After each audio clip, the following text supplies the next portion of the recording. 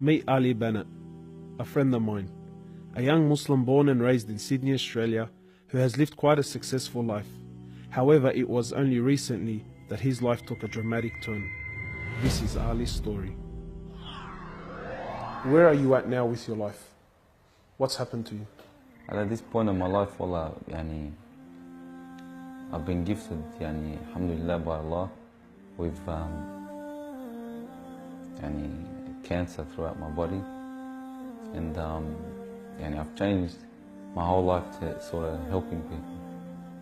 Why do you call it a gift, Ali? And alhamdulillah, it's a gift because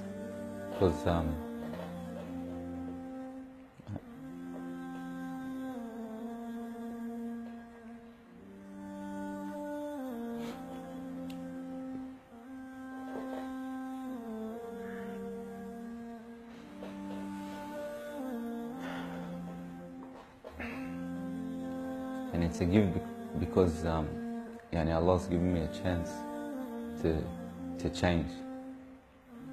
What has having cancer, what has it opened your eyes to? SubhanAllah, everything in life, even the smallest gift, like breathing fresh air.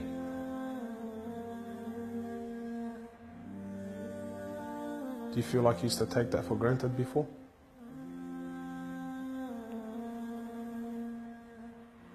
How long have you had cancer? 4 months now. Ali was diagnosed with stage 4 cancer and given only 7 months to live. Upon finding the news, he immediately sold his successful business and was forced to reconsider the lavish lifestyle he was accustomed to. Everything was to change. Ali, what was your reaction when you came to know you had cancer? I got rid of my cars, I got rid of my watches, even my clothes. I took them with me overseas and I gave them to a lot of people up there. Alhamdulillah. So I wanted to try to leave this world without anything. So you were on a mission to get rid of your dunya.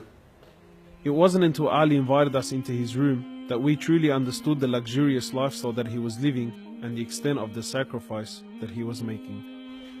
What's all this, Ali? Talk to me, explain this. It's a bracelet, costs about $60,000. $60,000. Yeah. What do you have in these boxes now? They're all my shoes, alhamdulillah. Louis Vuitton? All Louis Vuitton. How much is something like this worth, Ali? They're probably about 1,300. How much you pay for that, Ali? About 700. Thongs. For a pair of thongs, yeah. So what's happening with the sunglasses here, Ali? I just like collecting different sunglasses. Yeah? I've got rid of a lot of them. I gave them to a couple of brothers in Africa, alhamdulillah. So you're telling me there's a kid in Africa that's walking around with Louis Vuittons and Can I try one of these hats on? I've only mentioned them in my talks like 100 times. You can try the red one on. It's limited edition one. Barakallah. What do you reckon else? Sheikh Gucci. Ali's interest in the dunya has left him abruptly and no longer holds a place in his heart. So Ali, what do you feel now, like when you look at this? And driving something like this doesn't really cross my mind anymore. It's not something I would want to do no more. After someone tells you, or you find out that you're sick, or you haven't got much time in this life, wallah, this is the last thing you would want to chase. And this is how we should be living our life every day. A car like this, people would love to be in it, people would love to own, people would love to drive it. Wallah, they're going for the wrong goals. And you realize that when you get sick, when someone tells you you haven't got long to live, you realize all this stuff does not benefit us in any way. So what's the value of this in your heart now? This is worth one pair of thongs for a little African child with no thongs.